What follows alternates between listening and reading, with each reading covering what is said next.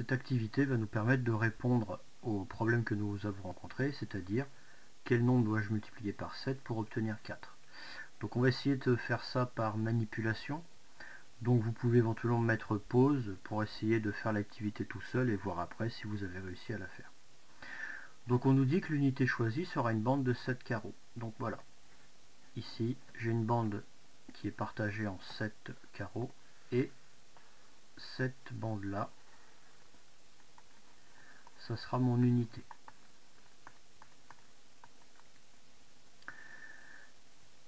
On vous dit, mise bout à bout, ces 4 bandes mesurent donc 4 unités. Effectivement, si je mets 4 bandes à la suite, ça va faire 4 unités. Partage de la façon que tu veux ces 4 bandes en 7 parties identiques. Alors, donc on va continuer, c'est là qu'on va manipuler.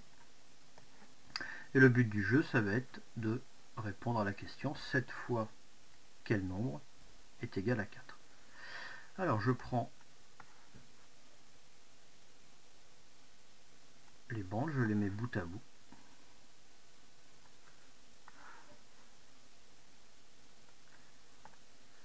Et ici,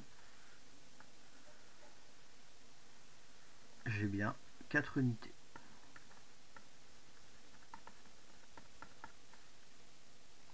Je vais partager toute cette grande bande formée de 4 unités en 7 morceaux. Donc je le fais directement hein, puisque j'ai déjà cherché. Donc il faut partager en 7 morceaux.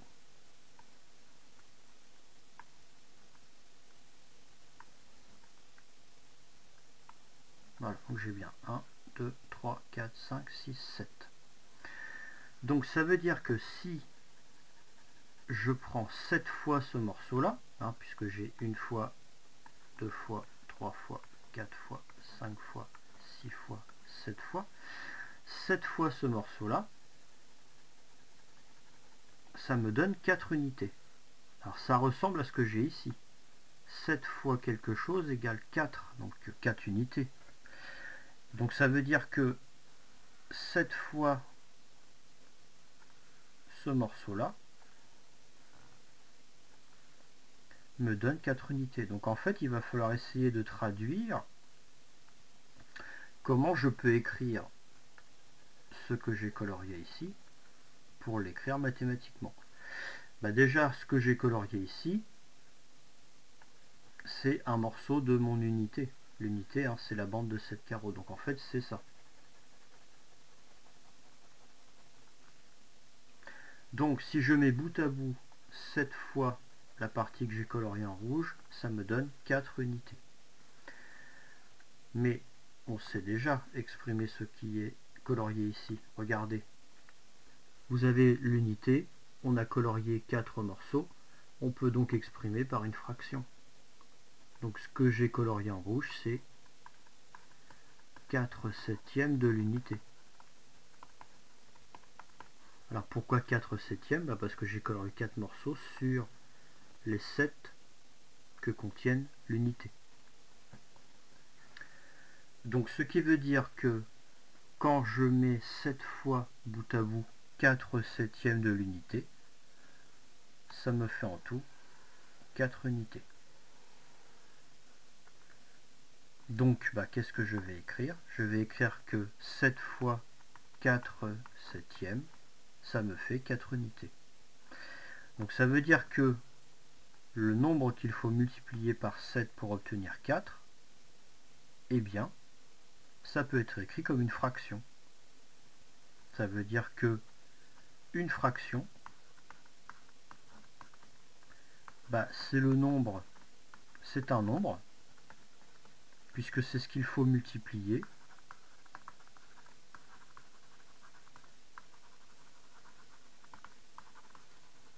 par 7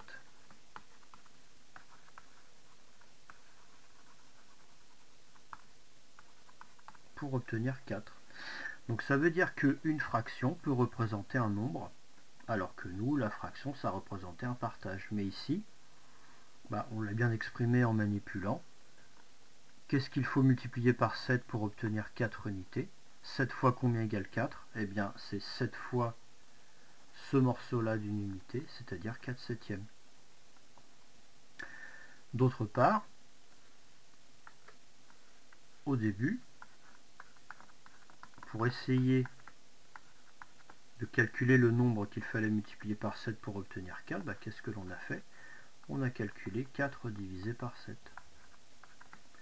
Une division décimale. On a vu que le quotient ne pouvait pas être écrit, donc c'est pour ça qu'on était bloqué.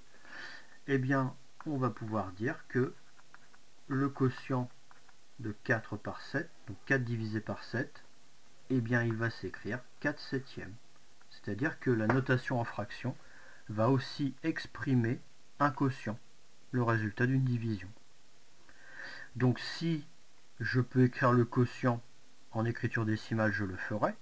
Si je ne peux pas écrire le quotient en écriture décimale comme dans cet exemple-là, eh bien je peux l'écrire sous la forme d'une fraction.